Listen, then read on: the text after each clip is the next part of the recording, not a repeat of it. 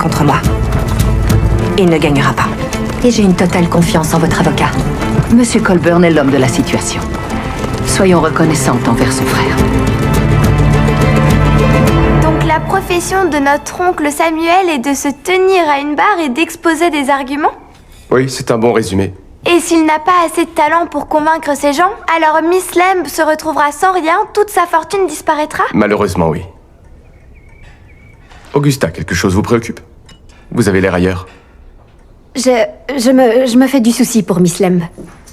Voici la liste d'invités pour la partie de chasse, monsieur. Nous devons finaliser les préparatifs. Vraiment. Si seulement mon frère n'avait pas eu cette idée saugrenue. Saugrenue ou pas, les invitations ont déjà été envoyées. Si le procès se termine bien à la date prévue, vous devrez assumer votre position d'hôte. Cet événement devrait au moins être l'occasion de vous présenter des jeunes hommes respectables, Augusta. Je m'en réjouis d'avance, cher oncle. Et Miss Ewood? J'imagine qu'elle retournera auprès des siens après le procès. Elle a un mariage à préparer, nous le savons. Ils disent que Miss Lamb risque de perdre la totalité de sa fortune.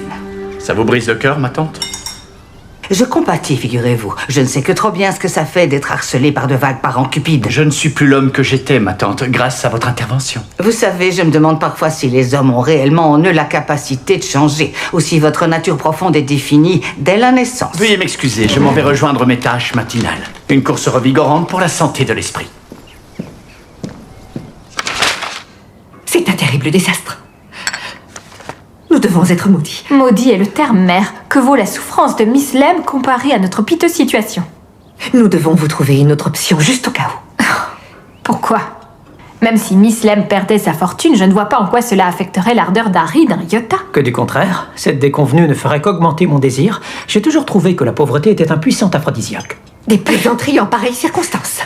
N'avez-vous aucune compassion pour mes nerfs? C'est un fait, à présent, notre avenir repose uniquement sur vos épaules, Lydia.